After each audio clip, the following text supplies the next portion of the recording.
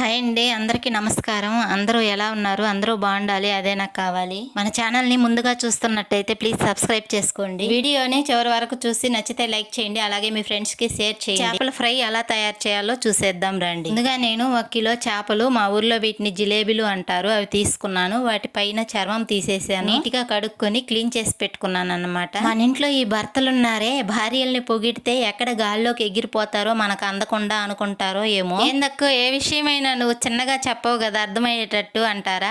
ఏం లేదండి, ఈ విషయం మీకు అర్థం అవ్వాలంటే వీడియో చివరి వరకు మీరు చూడాల్సిందే.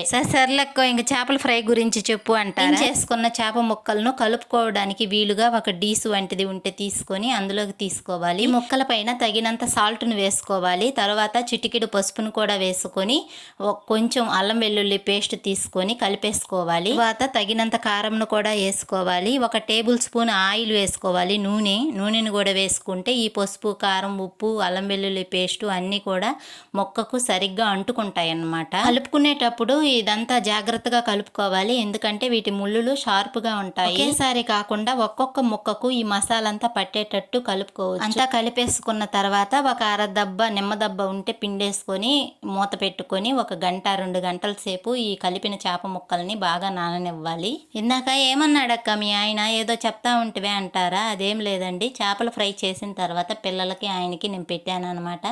పెట్టిన తర్వాత పిల్లలతోటి అబ్బబ్బలే చేసింది మీ అమ్మ చేపల ఫ్రై అంటున్నాడు. ఆ విషయం నేను విన్నాను అనమాట. విని నాలో నేనే పొంగిపోయి తర్వాత వెళ్ళి ఎలా ఉంది ఫ్రై అని అడిగాను. అప్పుడు ఆయన అన్నాడు, బాగానే చేసావులే అన్నాడు.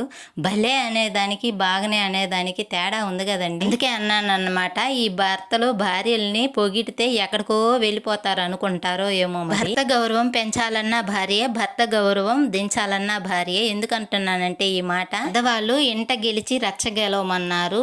ఇంట్లో ఎంత పద్ధతిగా మనం ఉంటామో మనల్ని బట్టే మన భర్త గౌరవం కూడా ఉంటుంది రచ్చ దగ్గర, అంటే బజార్లో. ఎవరైనా నలుగురు మాట్లాడుకునేటప్పుడు ఏదైనా విషయం దగ్గర మన భర్త వెళ్ళి మాట్లాడినప్పుడు అబ్బో వచ్చారా పెద్ద పుడింగి మాట్లాడడానికి అని అనకూడదు. అలా మన ప్రవర్తన ఉండాలన్నమాట. అదే నేను చెప్పేది, ఇంకేం లేదు. సరే వీడియో విషయానికి వచ్చేద్దాం. బాండలి పొయ్యి మీద పెట్టుకొని తగినంత నూనె పోసుకొని నూనె బాగా హీట్ అయ్యాక ఈ నానబెట్టుకున్న చేప ముక్కల్ని వేసి వేపుకోవాలి. ఈ చేప ముక్కలు ఒక్కొక్కటిగా వేగిన తర్వాత చిన్నగా తిప్పుకోవాలి. తిప్పుకునేటప్పుడు కూడా జాగ్రత్తగానే తిప్పుకోవాలి, అంటే అలా తిప్పితే ముక్క చెదిరిపోతుంది అన్నమాట. ఇదంతా ఈ ప్రాసెస్ అంతా కూడా లో ఫ్లేమ్లోనే పెట్టి వేయించుకోవాలి, హై ఫ్లేమ్లో పెట్టకూడదు. ఎందుకంటే మాడిపోతాయి, పైకి మాడినట్టుగా వేగినట్టుగానే అనిపిస్తాయి, లోపలంతా పచ్చి పచ్చిగా ఉంటుంది. కాబట్టి చిన్న మంట మీదే వేపుకోవడానికి ట్రై చేయండి. మన భాషలో అయితే సిమ్లో పెట్టుకోవాలన్నమాట. సిమ్లో పెట్టుకొని మరీ సిమ్లో కాకుండా మరీ హై ఫ్లేమ్లో కాకుండా మీడియం ఫ్లేమ్లో పెట్టుకొని ఫ్రై చేసుకోవాలి. వేసేటప్పుడు చేప ముక్క మెత్తగా ఉంటుంది, మనం తీసేటప్పుడు అది కొంచెం గట్టిపడి స్ట్రాంగ్గా ఉండాలన్నమాట. అదొకటే గుర్తు, ఎర్రగా వచ్చేసి గట్టిగా అలా వచ్చినప్పుడు ఇంకొకటిగా తీసి పక్కన పెట్టేసుకోవడమే. చేపల ఫ్రై ఆల్మోస్ట్ అయిపోయినట్టే. ఇంత పని చేసే మనం ఆడవాళ్ళమి ఇంట్లో కూడా ప్రశాంతంగా నిదానంగా ఉండాలి. ఎవరి మీద విరుచుకు పడకూడదు, గబగబా అరవకూడదు, తగులకు అస్సలే వెళ్ళకూడదు. మనకెందుకండి తగులు, కుదిరితే రామకోటి రాసుకుందాం, పుణ్యమైనా వస్తుంది. ఆయమ్మ చేత ఇయ్యమ్మ చేత 4 మాటలు అనిపించుకొని శాపనార్థాలు పెట్టించుకొని ఇవన్నీ మనకు అవసరమా? వీటన్నిటికీ ఎంతంటే అంత దూరంగా ఉండండి. ఏందక్కో ఇంటున్నామని చాలా చెప్పేస్తున్నావా అంటారా? అదేం లేదండి, ఎక్కడో అక్కడ ఎవరో ఒకరు మేము మారామక్క అని కామెంట్ చేస్తారని 1000 కళ్ళతో ఎదురు చూస్తూ ఉంటాను. Please subscribe and share and like and comment.